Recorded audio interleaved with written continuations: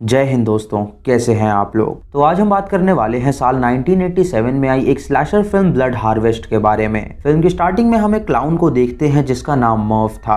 वो गाना गा के रोता है और अपने माता पिता को याद करता है। फिर हम मास्क पहने एक किलर को देखते हैं जो कि एक आदमी को उल्टा लटकाता है और उसके बाद वो उसका गला काट देता है जिससे उस आदमी की मौत हो जाती है। उस टाउन में एक बैंक था जो कि लोगों की जमीन को ऑक्शन कर रहा था और उस क्लाउन और उसके भाई गैरी का फार्म भी उन्होंने ऑक्शन कर दिया था, जिसकी वजह से उनके माता पिता सदमे में आ गए थे और उन्होंने आत्महत्या कर ली थी। फिर हम जिल नाम की एक लड़की को देखते हैं जो कि शहर से टाउन में आती है अपने माता पिता से मिलने के लिए। उसके माता पिता टाउन के बैंक के मैनेजर्स थे और उन्होंने शहर में जिल को पढ़ने के लिए भेजा था। सबसे पहले वो बैंक में जाती है अपने माता पिता से मिलने के लिए, लेकिन एक बैंक एम्प्लॉय उसे बताती है कि कुछ दिनों से उसके माता पिता गायब हैं। उसके बाद जिल अपनी दोस्त सारा से मिलने जाती है और अपने माता पिता के बारे में पूछती है, तो सारा उसे बताती है कि उसने भी कई दिनों से उन्हें नहीं देखा है। उसके बाद जिल अपने घर जाती है तो अपने घर की दीवार पे वो गालियां लिखी हुई देखती है। दोस्तों, बैंक के ऑक्शन की वजह से टाउन के लोगों ने उसके माता पिता को हेट करना स्टार्ट कर दिया था, इसीलिए उन्होंने उसके घर पे ये सब लिखा हुआ था। जिल जब अपने घर के अंदर जाती है तो उसे एक पुतला लटका हुआ मिलता है जिसे देख के वो काफी डर जाती है। तभी वो अपने घर में मर्फ को पाती है जो उसका स्वागत करता है। जिल, मर्फ और उसका भाई गैरी बचपन के ही दोस्त थे।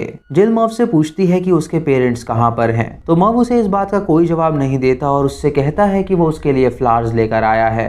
ये सुन के जिल को बहुत अजीब लगता है और तभी गैरी वहाँ पे आ जाता है जो जिल को बताता है कि उसके माता पिता के मौत के बाद मर्फ पागल हो गया है और वो पूरे दिन क्लाउन के ही कॉस्ट्यूम में घूमता रहता है। गैरी उससे ये भी कहता है कि वो खुश है कि वो टाउन में वापस आई है और ये कह के वो अपने भाई को अपने साथ लेके चला जाता है। जिल जब अपने रूम में जाती है तो बाहर उसके बांध से उसे कुछ आवाज आती है। जब वो उस बांध की तरफ देखती है तो उसे वहाँ पे कोई दिखाई नहीं देता। तभी उसे एक कॉल आता है और जब वो कॉल उठाती है तो कोई उसे गाली देता है और अचानक उसकी खिड़की के रास्ते कोई पत्थर फेंकता है जिससे वो डर जाती है। उसके बाद वो पुलिस स्टेशन जाती है शेरिफ को रिपोर्ट लिखवाने के लिए। जब वो ये बात उसे बताती है तो शेरिफ उससे कहता है कि उसके माता पिता ने टाउन के लोगों के साथ बहुत गलत किया है, जिससे काफी लोग गुस्से में हैं और शायद इसीलिए वो उसे परेशान कर रहे होंगे।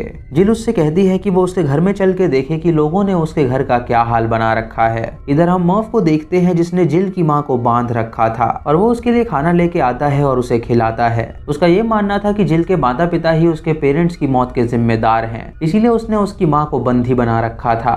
दोस्तों, स्टार्टिंग में जो आदमी हमें मरता हुआ दिखाया गया था वो जिल का पिता था और किसी किलर ने उसका गला काट के उसे मार दिया था। इधर जिल जब शेरिफ को लेके अपने घर पहुंचती है तो देखती है कि उसका घर पूरा साफ है। ये देख के वो हैरान हो जाती है और शेरिफ को लगता है कि शायद वो झूठ कह रही है, इसीलिए शेरिफ उसकी मदद नहीं करता और वहां से चला जाता है। इधर मर्फ चर्च में जाके अपने माता पिता को याद करके रोता है। तभी एक फादर उसकी मदद करने के लिए वहां पे आता है तो मर्फ वहां से भाग जाता है। इधर गैरी जिल से मिलने आता है और वो उसे अपने पुराने ट्री हाउस में ले जाता है जहाँ पे वो अपने बचपन की बातों को याद करके खूब हंसते हैं। जिल गैरी के सामने उसके माता पिता की मौत का शोक जताती है और उससे माफी मांगती है कि उनके इंतकाल के वक्त वो उसके पास नहीं थी। उसके बाद जिल गैरी को अपने बॉयफ्रेंड स्कॉट के बारे में बताती है और उससे कहती है कि स्कॉट उसके साथ स्कूल में पढ़ता है और वो दोनों एक दूसरे से प्यार करते हैं। गैरी को ये बात बहुत बुरी लगती है और वो वहां से चला जाता है, जिससे जिल को पता चलता है कि गैरी उसे लाइक करता है। रात को जिल जब नहाने जाती है तो अचानक उसका पानी कोई बंद कर देता है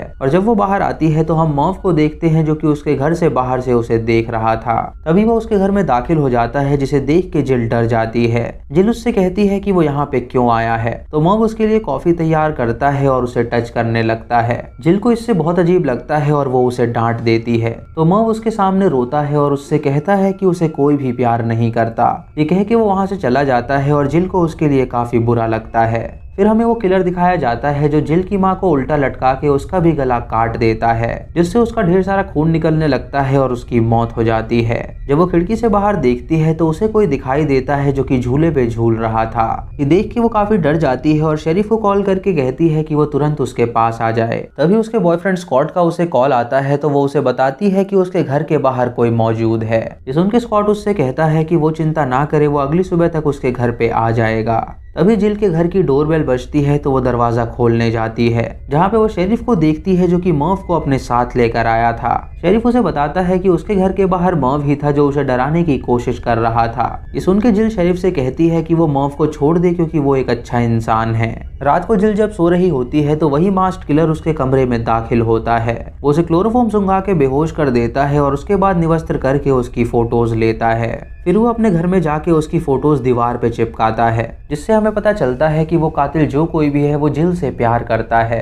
अगली सुबह जिल का बॉयफ्रेंड स्कॉट उसके घर में आता है उससे मिलने के लिए। जिल उससे कहती है कि उसे खुशी हुई कि वो उसके लिए यहाँ पर आया है, तो स्कॉट उससे कहता है कि उसे उसकी चिंता हो रही थी इसीलिए उसे यहाँ पे आना ही पड़ा। उसके बाद वो दोनों वहीं पे मेकआउट करने लगते हैं और गैरी खिड़की के बाहर से उन्हें इंटीमेट होता हुआ देख लेता है, जिससे उसे बहुत बुरा लगता है और वो वहां से चला जाता है। कुछ देर बाद जिल की दोस्त सारा उसे फोन करती है और उसे बताती है कि वो उससे मिलने आ रही है। स्कॉट जिल से पूछता है कि क्या उसके फ्रिज में बियर है, तो जिल उसे बताती है कि बियर लेने के लिए उसे टाउन के ग्रोसरी स्टोर में जाना होगा।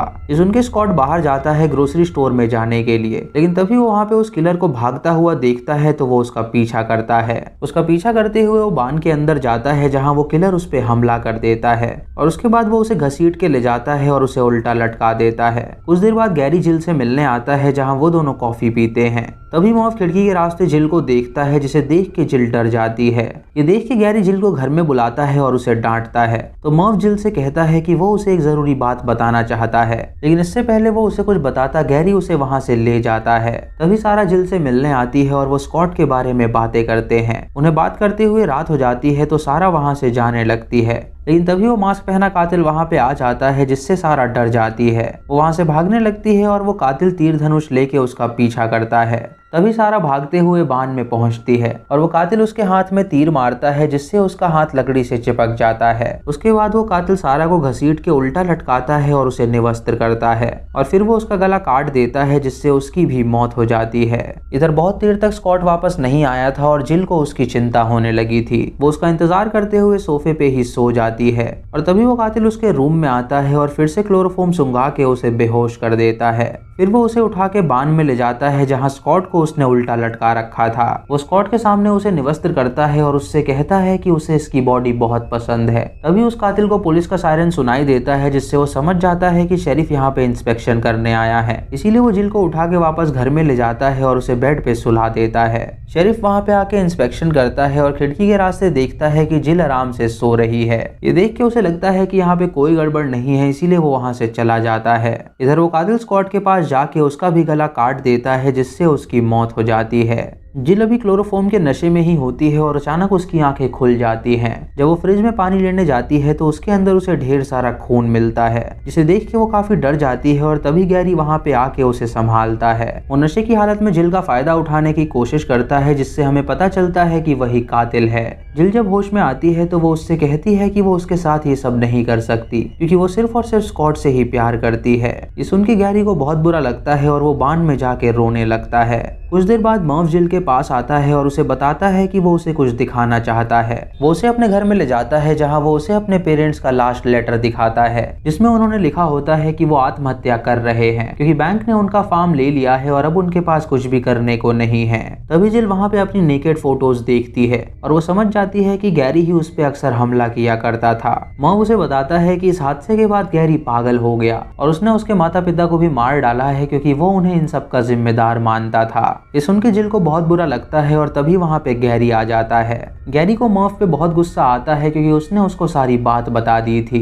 वो उस पे हमला कर देता है और उससे लड़ने लगता है और तभी जिल के हाथ एक बंदूक लगती है, जिसे वो गैरी पे तान देती है। जब वो उस बंदूक को चलाती है तो गलती से गोली मर्व को लग जाती है और वो बेहोश हो जाता है। ये देख के गैरी उस पे गुस्सा करता है और उससे कहता है कि उसके माता पिता ने उसके माता पिता को छीन लिया था और अब उसने उसके इकलौते भाई को भी उससे छीन लिया है। अब उन दोनों का ही दुनिया में कोई नहीं बचा है, तो क्यों ना वो दोनों यहाँ से भाग चले और एक नई जिंदगी स्टार्ट करें। ये सुन के जिल उसे धक्का देती है और वहां से भागने लगती है। वो अपने घर जाके शेरिफ को कॉल करने की कोशिश करती है, लेकिन तभी गैरी वहां पे आके उस पे हमला कर देता है। तभी जिल वहां से भाग के बांध में पहुंचती है जहां उसे अपने पेरेंट्स और अपनी दोस्तों की लाशें मिलती हैं। ये देख के जिल बहुत डर जाती है और वहां से भागने की कोशिश करती है, लेकिन गैरी उसे रोक लेता है और उसके हाथ बांध देता है। तभी जिल एक भाला उठा के गैरी के हाथ पे मारती है, जिससे वो जख्मी हो जाता है और मौका देख के जिल वहां से भागती है, लेकिन गैरी उसका पीछा नहीं छोड़ता। भागते हुए जिल एक पुराने खंडर में पहुंचती है जहां गैरी उसे पकड़ लेता है और वापस ले आता है। वो जिल को जान से मारने वाला होता है, लेकिन तभी मर्व वहाँ पे आके उसे शूट कर देता है, जिससे गैरी जमीन पे गिर जाता है और मर्व जिल को लेके वहाँ से चला जाता है। जिल मर्व का शुक्रिया अदा करती है उसकी जान बचाने के लिए, तो मर्व उससे कहता है कि उसे उसके भाई को रोकना बहुत जरूरी था। तभी हम गैरी को देखते हैं जिसकी अचानक आंखें खुल जाती हैं और हमें पता चलता है कि वो अभी जिंदा है, और इसी के साथ ये मूवी यहीं पे खत्म हो जाती है। तो दोस्तों ये थी 1987 की स्लैशर फिल्म। आपको इसकी कहानी कैसी लगी आप हमें कमेंट सेक्शन में ज़रूर बताएं। चैनल पे नए हैं तो इसे सब्सक्राइब करें और बेल आइकॉन दबाएं नोटिफिकेशंस के लिए, और मूवी लिंक्स के लिए आप हमें टेलीग्राम पे फॉलो कर सकते हैं। दोस्तों वीडियो को लाइक और शेयर करना बिल्कुल मत भूलिएगा। तो मैं मिलता हूँ आपको अगली वीडियो में, तब तक के लिए जय हिंद।